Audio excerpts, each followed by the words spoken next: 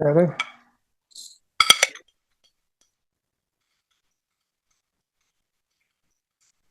Hey, it's Carmine Appice, and you are listening to the Brutally Delicious podcast.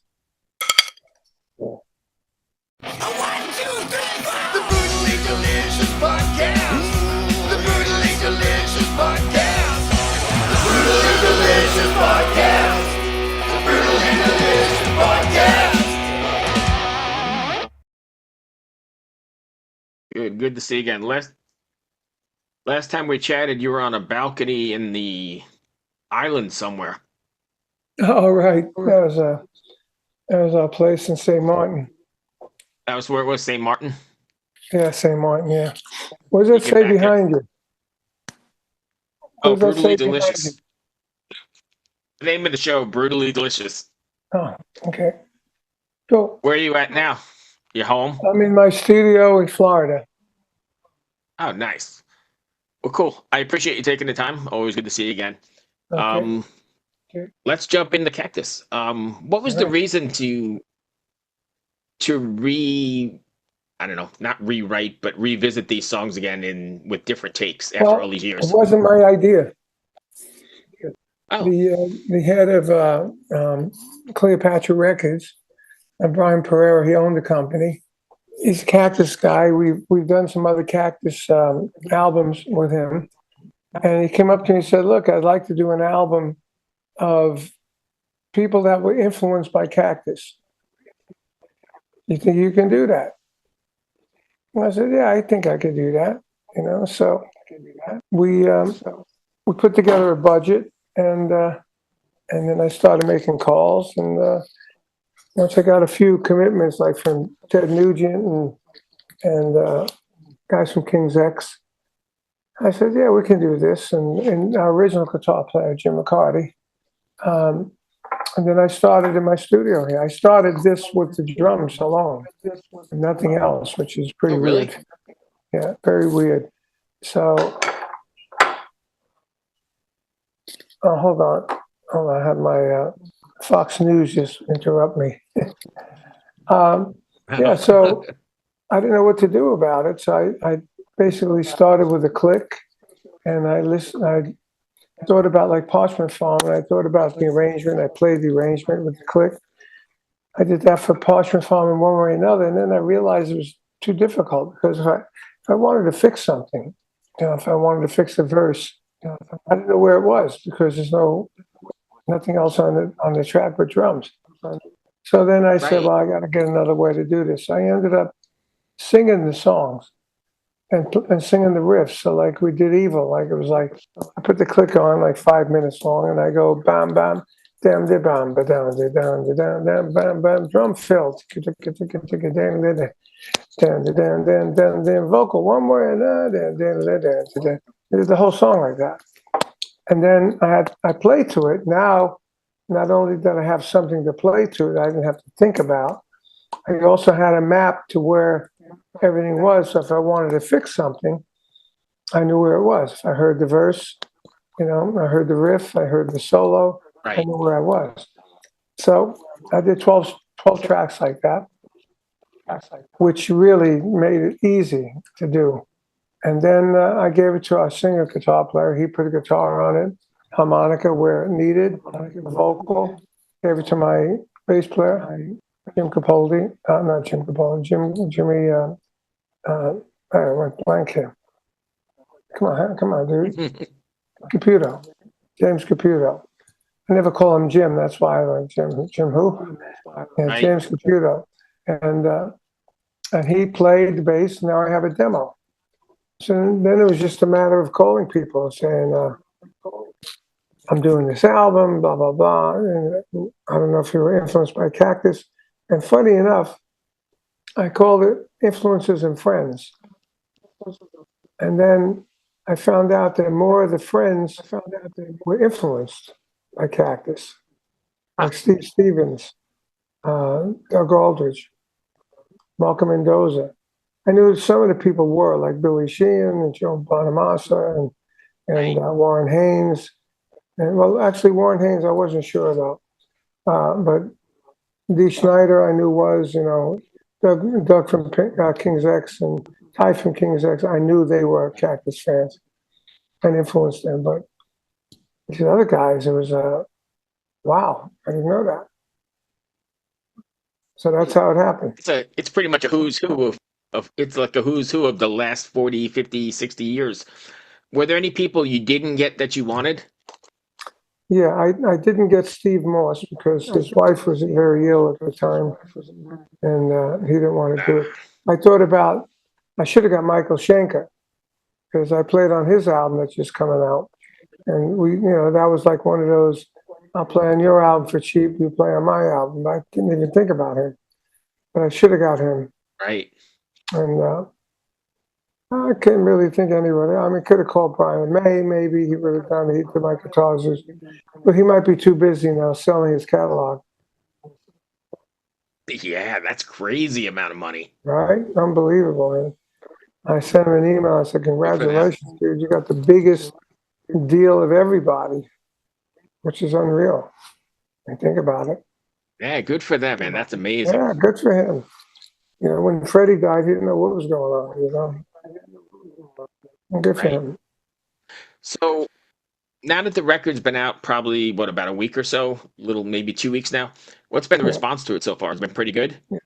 Unbelievable. Everybody loves it. They love the production. They love what we did to the songs. We made them a totally new version. Even Jim McCarty, he didn't really care about doing it. Like when I gave him Evil, I said, Dee Snider's going to sing it. He said, "Oh, no, the guy from Twisted Sister." He was like, but after it was done, he said, "Oh, my God, this guy's great. He sounds like Rusty Day, our original singer."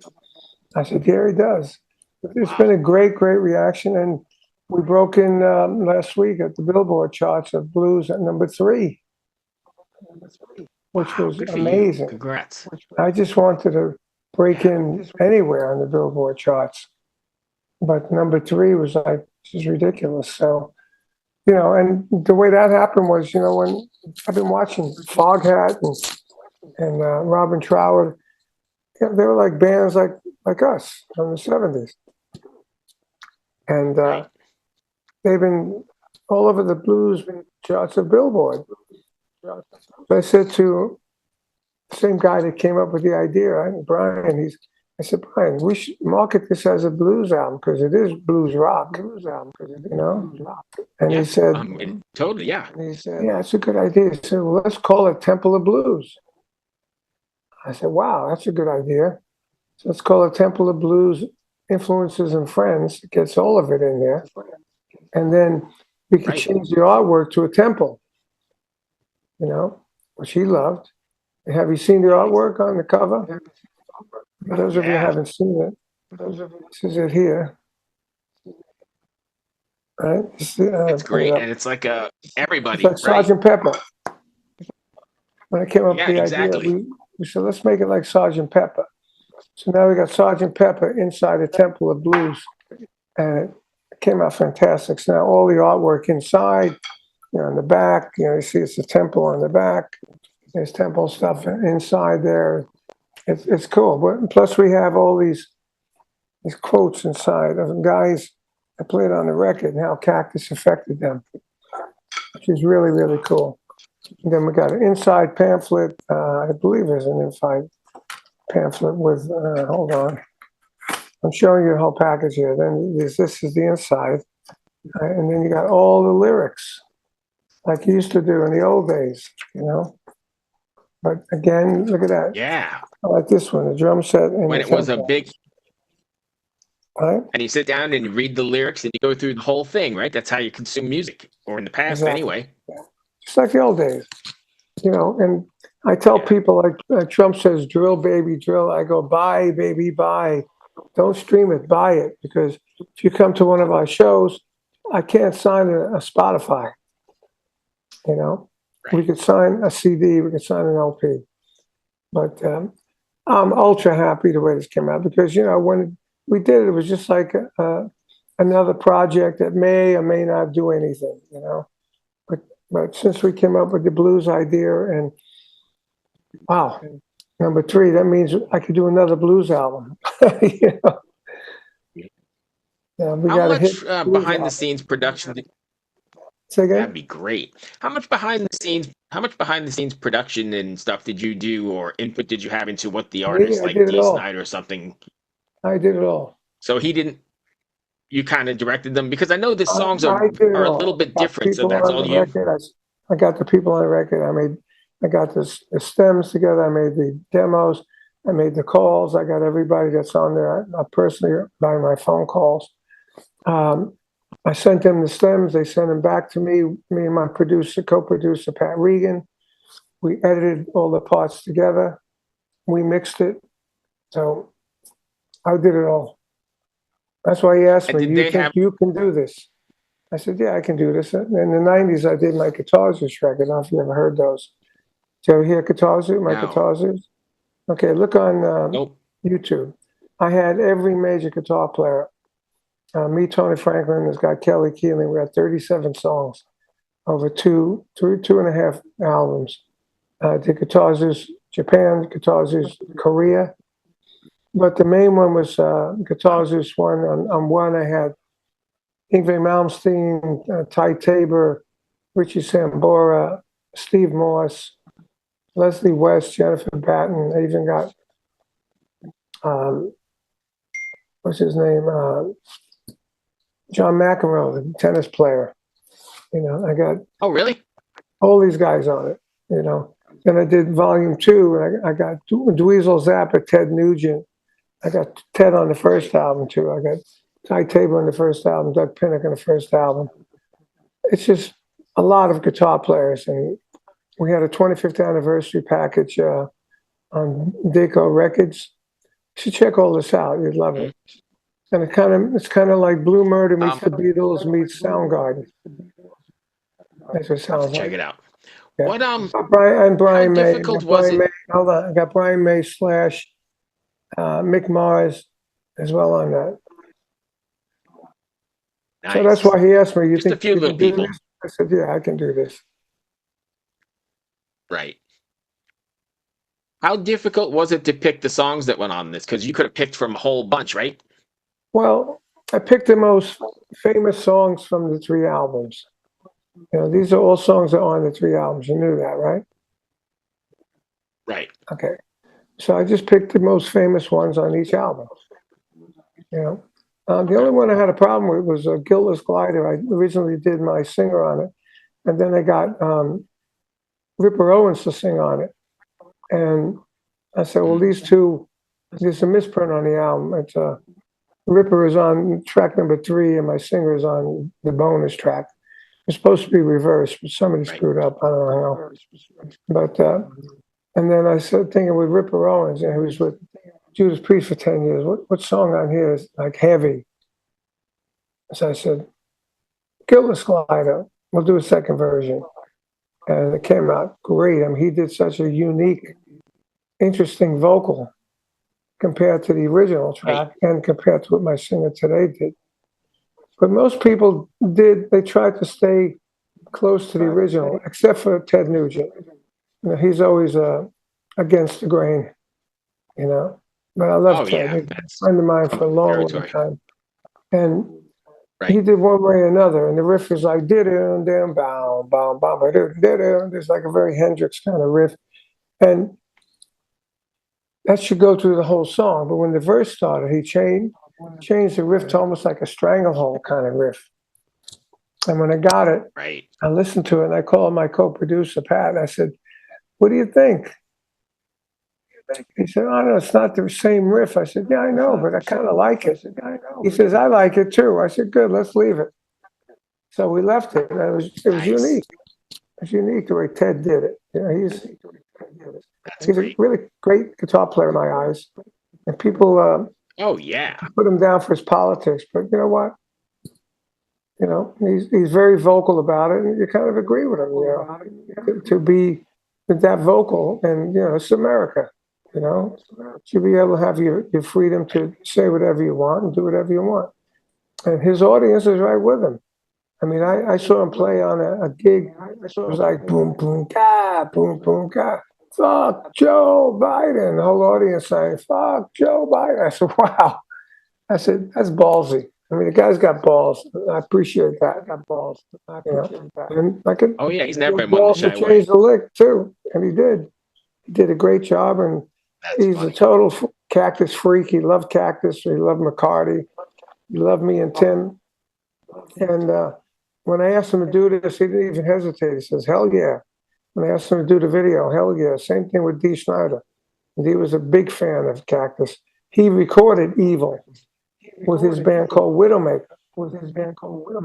Mhm. And in the band was my friend Joe Franco, who was a student of mine back in the old days, like early 70s.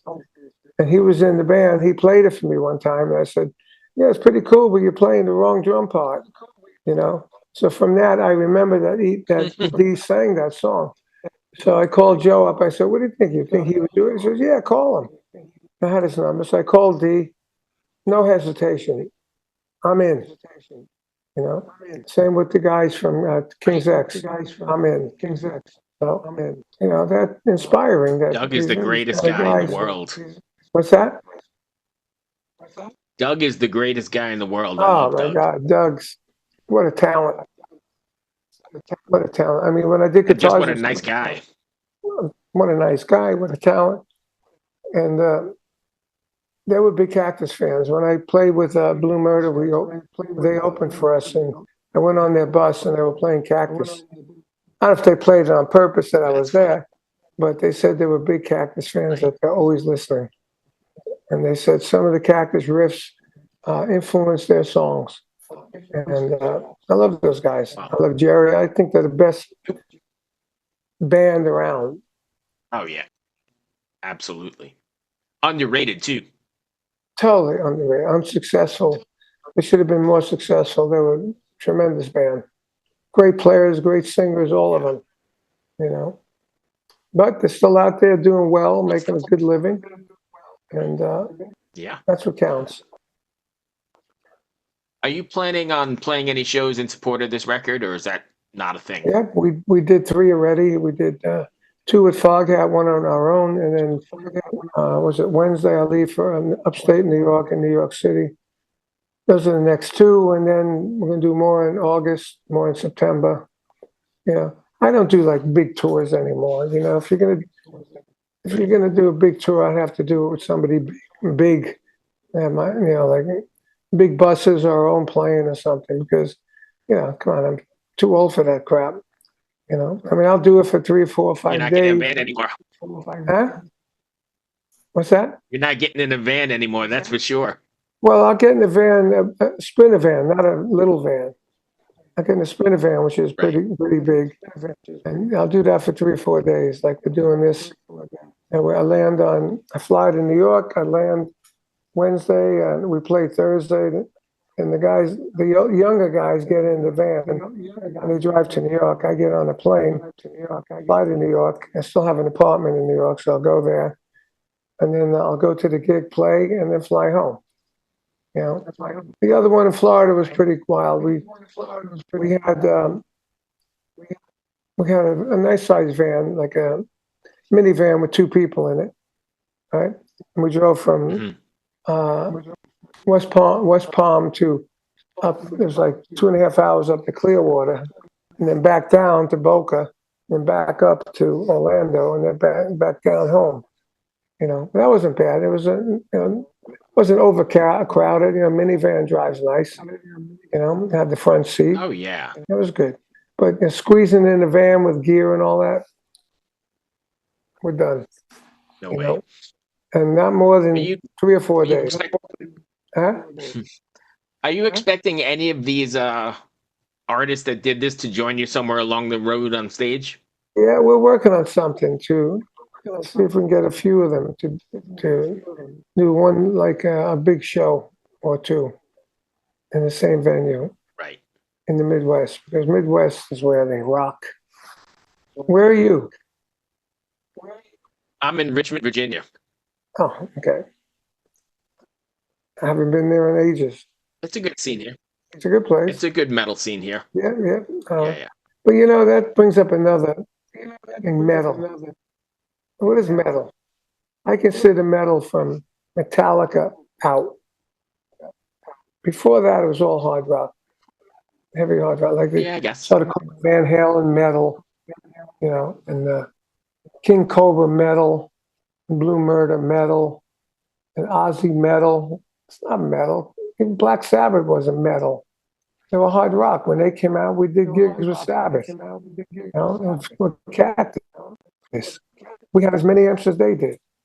We were as heavy as they were.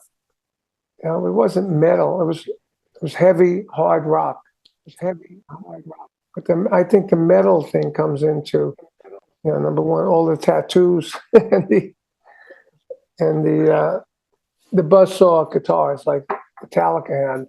That was like heavy metal. You know, there was a group in the '60s. I can't remember their name. They had like 6 Marshall amps on them, and they were pretty damn heavy. I mean, that could have been heavy metal. Could have been, you know. But I can't remember their name. I talked about it yesterday too in an interview. And I can't remember their name. But that's what happens when you hit my age. That's what happens when you hit my age. Man, but you're still going, and I mean, I appreciate your contributions to all hard rock Well, and metal. I mean, you've been around for all of it, so Well, in rock, we'll just call it rock. I don't really consider myself right. metal. I mean, I created heavy rock drumming, you know, as a necessity to be, the amps were so loud. I got big drums and beat the shit out of them. You know, when I look at the Ed Sullivan show, I'm viciously attacking my drums, you know, and most of the guys just say, oh, like this, I play. But, you know, I just love playing and creating music. I mean, I live down here in Florida. People go, "You play golf?" I said, "No, I play drums." So Right. I believe That's all I've we got got, a little Carmine. bit of a delay. We have a little bit of a delay. Yeah, You know, so I say something like that's all I've 2 got. seconds later, you got it. That's cool. Up to You you. there? Yeah. Okay. Yeah, I'm that's here. all I've got. I appreciate you taking the time. Oh, that's all you got. Oh, that's easy. Boy, that was the shortest one I've done. I'm Really? usually Yeah. on I for an try to hour. keep 20, 25 minutes. Really? No. 20, 25 minutes is where we aim for. Oh, good. Okay, no problem. Well, let's do it again on the next Yeah, record. absolutely. All right, man. Hey, be Bye-bye. well. Good luck with it. Hopefully, we'll see you sometime over here. Okay, dude. Ciao. Bye-bye. Cheers. Bye.